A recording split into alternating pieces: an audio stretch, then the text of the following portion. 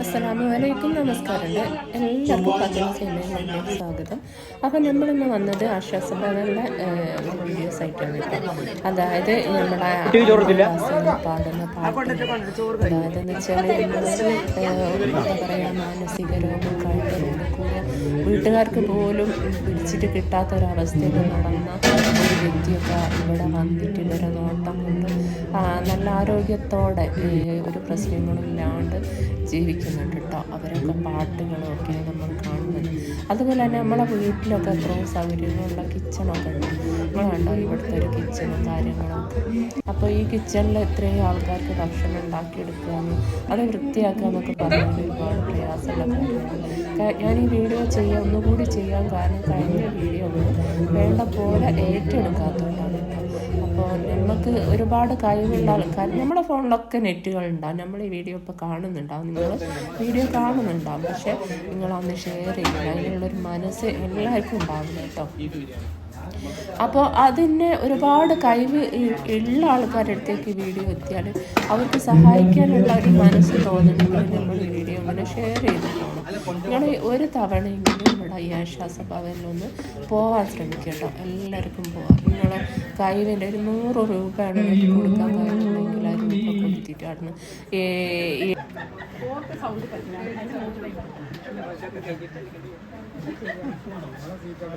റംസാനിലെ ചന്ദ്രികയോ യമുന ഗന്ധിയോ അറബി പെൺകുടിയാരുമീ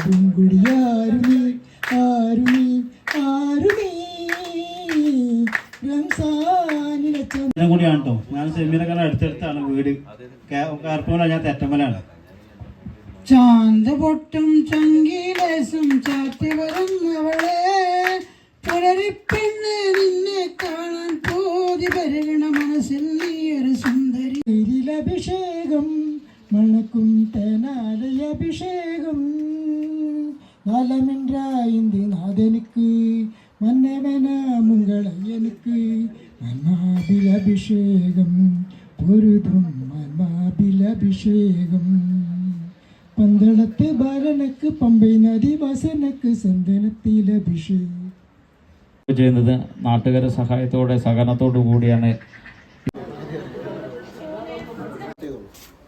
അപ്പോൾ ഇതൊക്കെയാണ് ഇവിടുത്തെ അവസ്ഥകൾ കേട്ടോ. അപ്പോൾ നമ്മൾ ഇവിടുത്തെ ഇങ്ങോട്ട് കയറി വരുന്ന ഭാഗങ്ങളൊക്കെയാണ് ഇപ്പോൾ കാണിക്കുന്നത്.